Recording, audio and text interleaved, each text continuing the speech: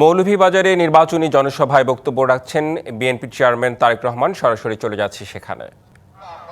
সব লুটপাট করে বিদেশে পাচার করে দিয়েছে এবং এই কারণেই আপনারা দেখেছেন এই যে এখানের বক্তারা বললেন যে গত 15 বছর এই এলাকার না কোনো মেডিকেল কলেজ হয়েছে, না কোনো হাসপাতাল হয়েছে, না কোনো রাস্তাঘাটের অবস্থা ভালো হয়েছে কোনো উন্নয়ন কাজ হয় না।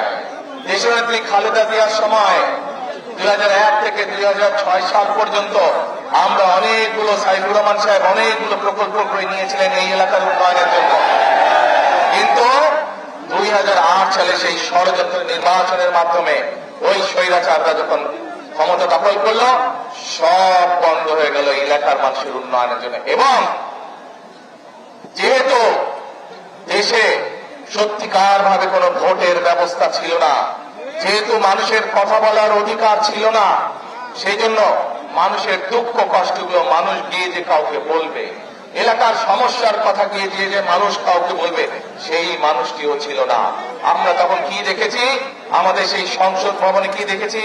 গান হচ্ছে, প্রশংসা হচ্ছে, এমন সব কাজ হচ্ছে যা দেশের মানুষের কাম্য নয়। প্রিয় ভাই বোনেরা, 71 সালে এই দেশের মুক্তিযোদ্ধারা নিজের জীবন উৎসর্গ করে দেশকে স্বাধীন করেছিলেন।